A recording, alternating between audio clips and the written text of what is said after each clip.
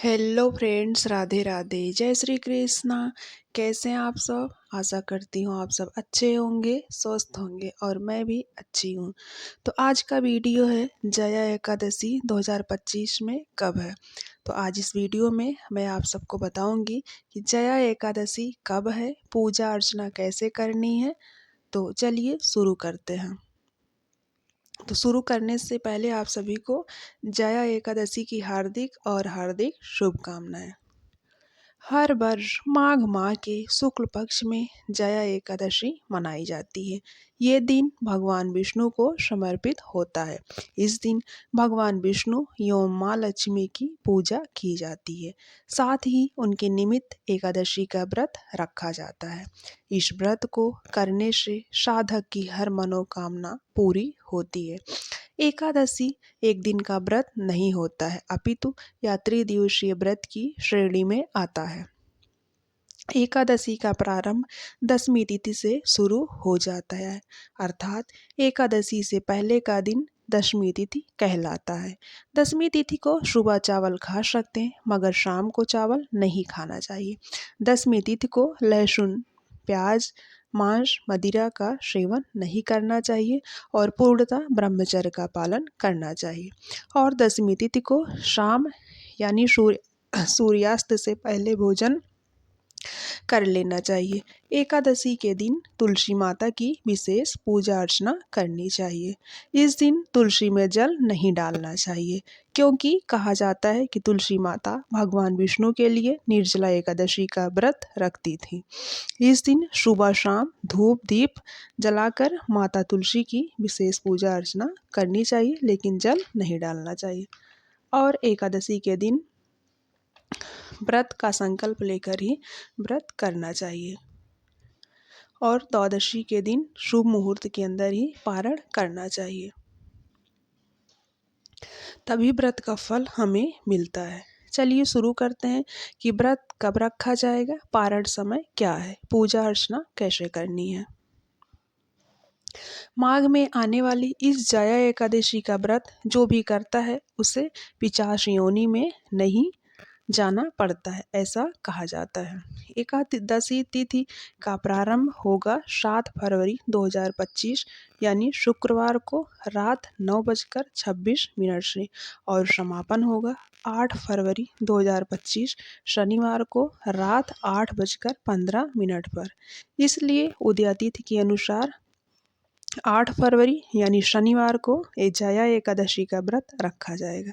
इस दिन राहु काल का समय होगा 9:50 से 11:13 तक। राहु काल से पहले पूजा कर लेना चाहिए, क्योंकि राहु काल के समय पूजा अर्चना नहीं की जाती है। इस एकादशी पर रवि योग बन रहा है। इस दिन कोई भी शुभ कार्य करने के लिए सर्वोत्तम माना जाता है। कहा जाता है कि सूर्य आत्मा का प्रतीक है और चंद्रमा मन का प्रतीक है। यह योग विवाह, नए कार्य, व्यवसाय, कोई भी मांगलिक कार्य करने के लिए शुभ माना जाता है। एकादशी के दिन में सोना नहीं चाहिए। एकादशी के दिन क्या, किसी भी व्रत में दिन में सोने की मनाही होती है। कहा जाता है दिन में सोने से जो हमें व्रत का पुण्य मिलने वाला रहता है, वो हमें व्रत का पुण्य नहीं मिलता है। इसलिए हमें दिन में सोना नहीं चाहिए। हमें दिन भर भगवान विष्णु के नाम जाप मंत्रों का उच्चारण करते रहना चाहिए।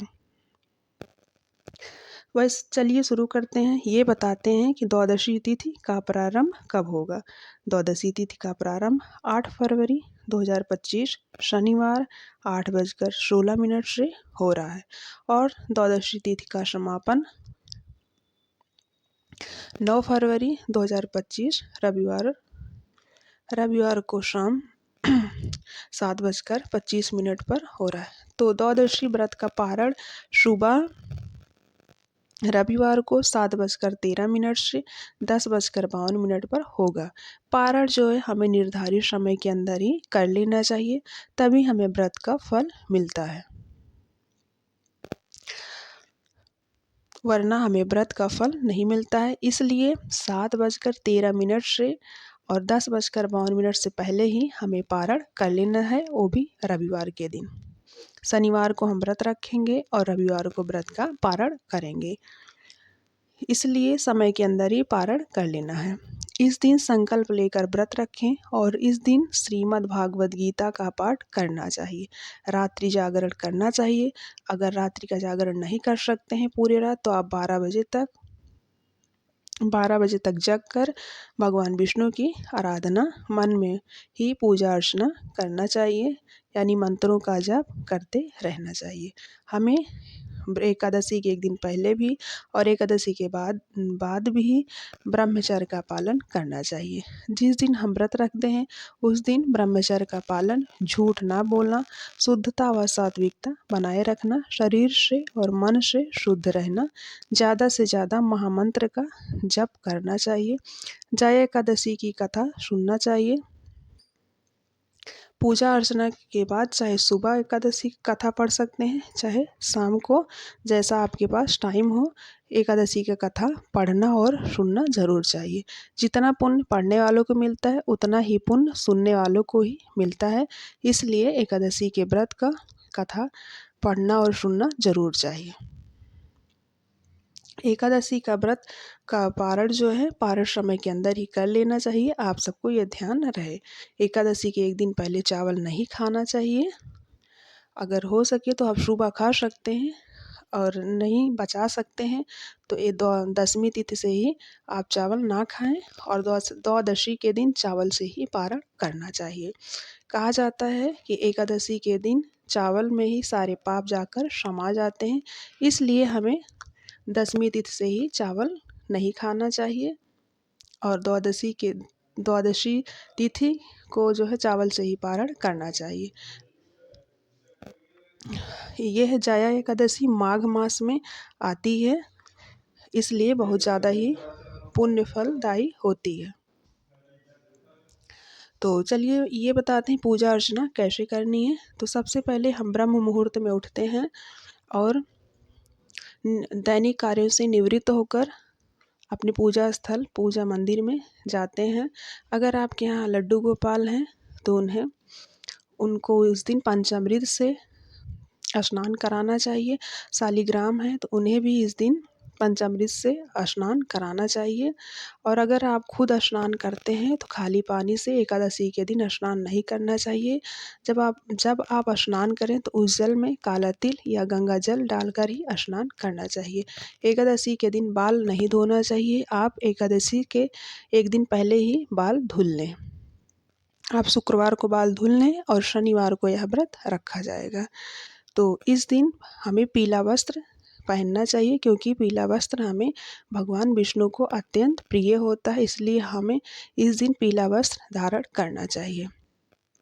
और हमें अपने घर में छोटे लड्डू गोपाल हैं तो उन्हें भी इस दिन पीला वस्त्र ज़रूर धारण करवाना चाहिए।